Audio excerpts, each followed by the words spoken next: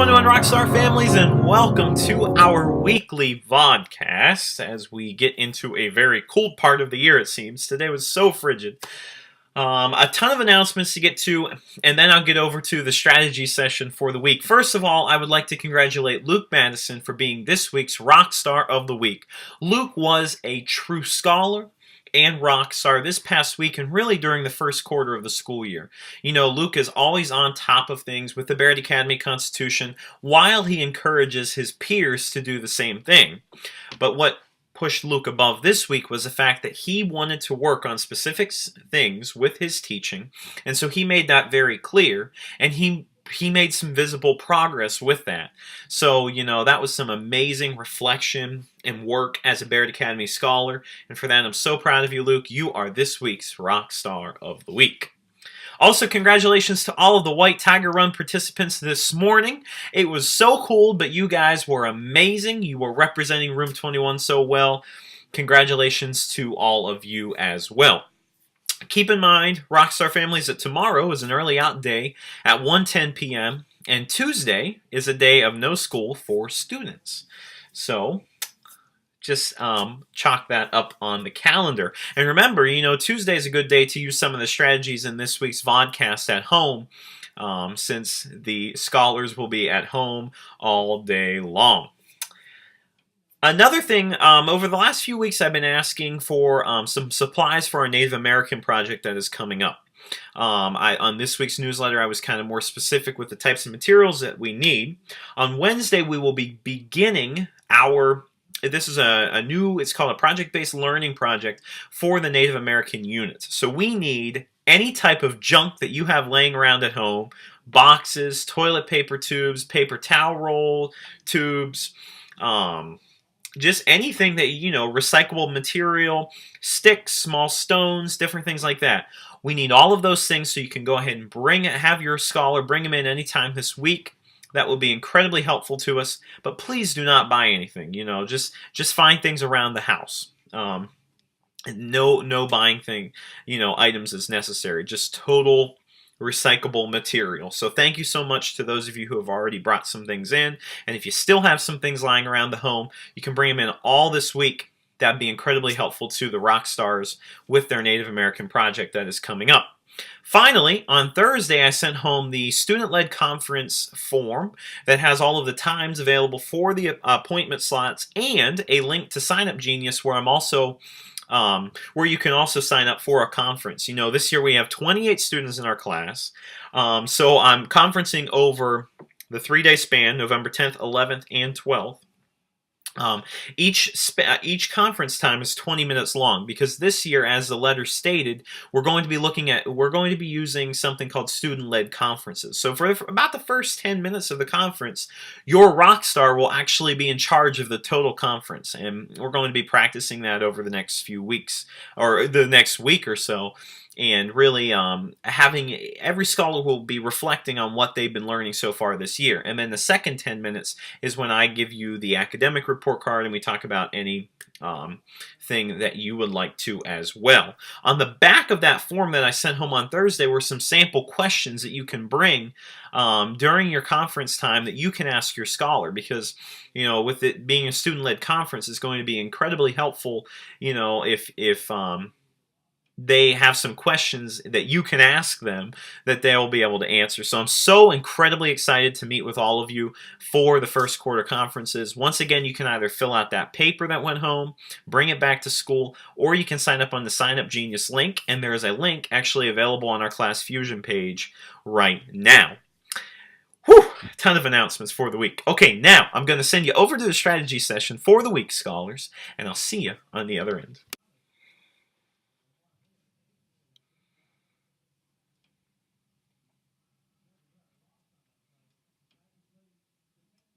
Okay, Room 21 Rockstars, I have a few things for you to check out this week to make your neurons in your brain connect and become smarter with the different things that we're learning in class.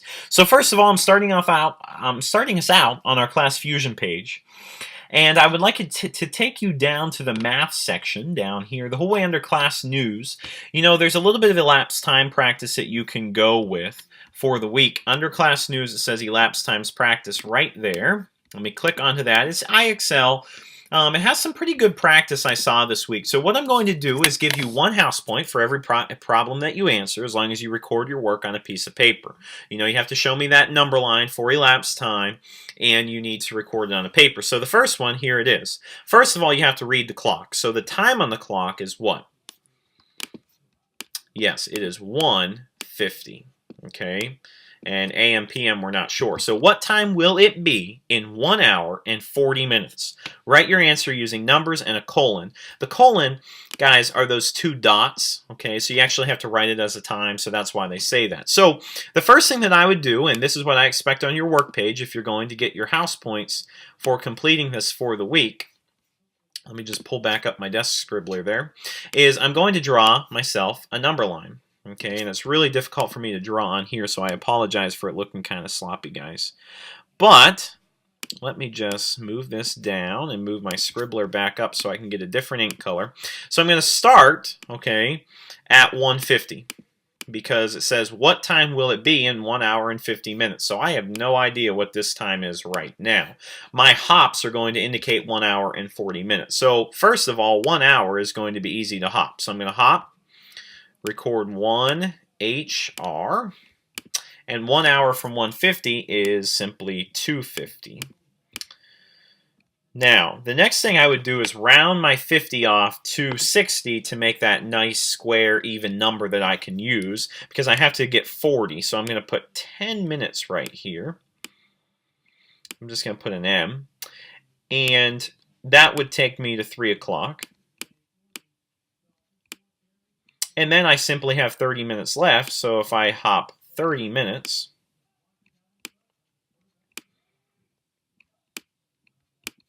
that will take me to 3:30.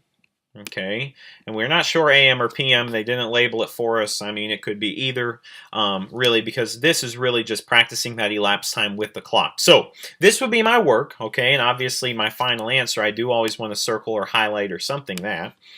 And here is my final answer, which is 3:30. Now, this would be the work that you would bring in for 1 house point per problem. Now, if I erase this really quickly, and if I type in, we said our answer was 3:30. Remember to put in the colon. We got that one right. Okay, so go through these ones, check out some elapsed time, practice that. You can get 1 house point each. And this week's secret code is right here, right now, so get ready to write it down. Are you ready? The secret code is hashtag what is my tribe? Hashtag what is my tribe? And that'll make a little more sense come Wednesday, rock stars, when we start our Native American unit. So the hashtag this week is hashtag what is my tribe? You can get yourself 5 house points for bringing in that secret code.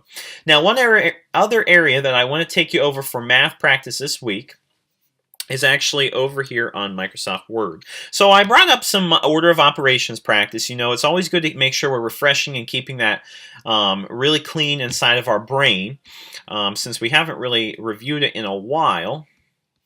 So here I have 1, 2, 3, 4, 5 problems. I'll give you 2 house points per problem if you bring in the work. So you could get up to 10 house points for all of these together, guys, as long as you show me your work and you simplified each of these expressions.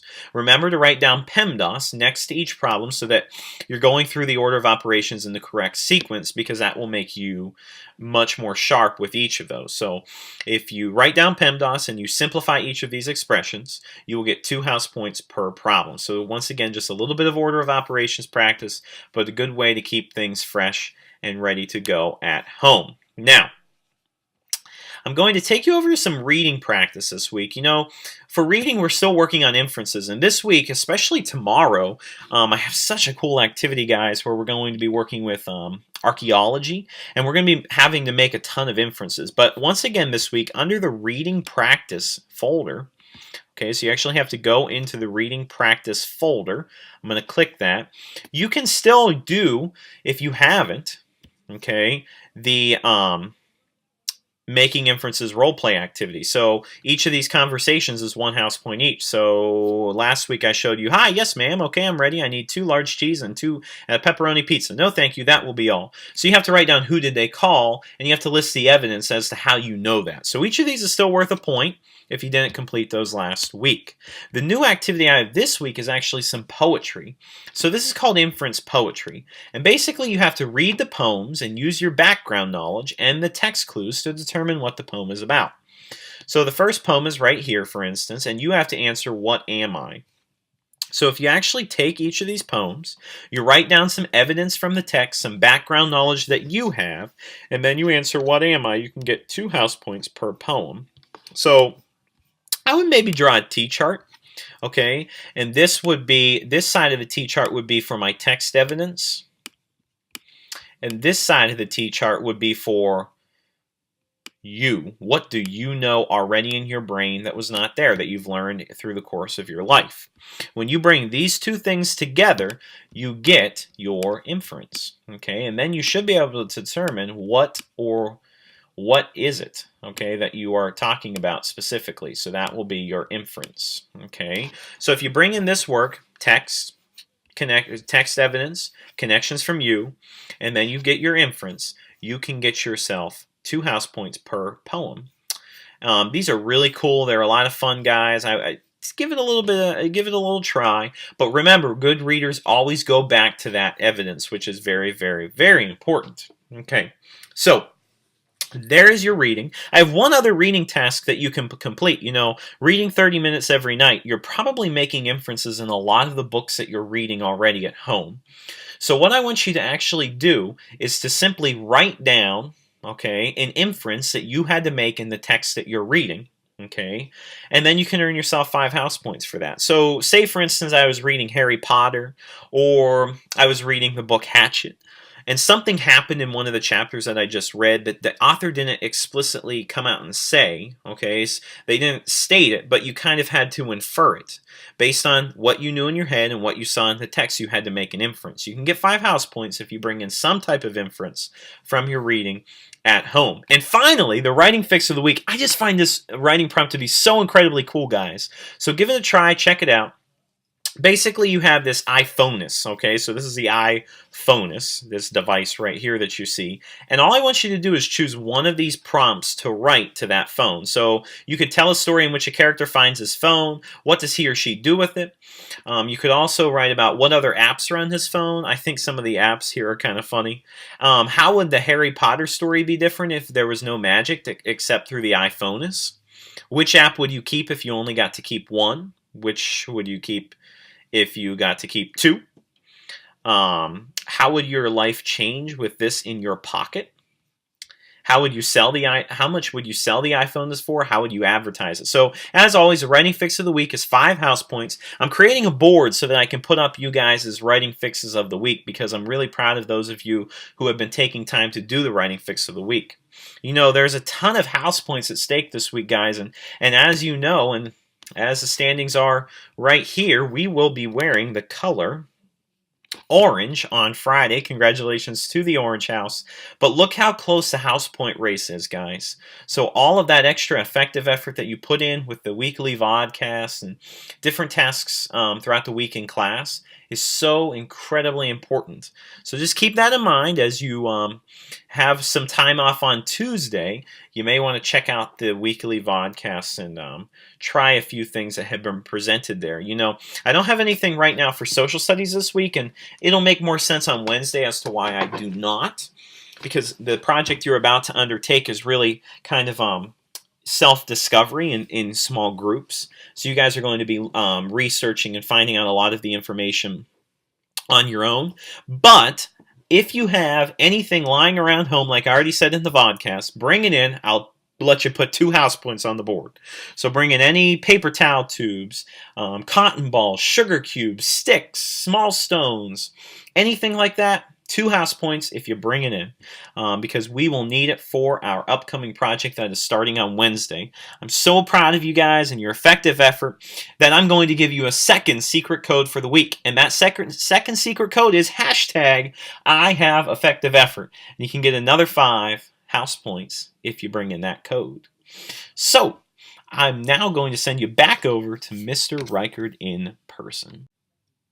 Okay, Room 21 Rockstar families, like I tell you every single week, I am so incredibly proud of your scholars. The 28 of them are truly working to the highest level of the Barrett Academy Constitution on a daily basis, and I could not be more proud of them. We're accomplishing so much in class, we're discovering so much together, we're learning how to collaborate with others.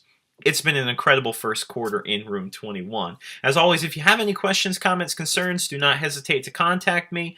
You can email me, you can call me anytime. I am available. Follow us on Twitter at ReichardRock, on our class YouTube page, Class Fusion page. I cannot wait to see you all at the student-led conferences next week, because you are the best families and staff in town, and I'll see you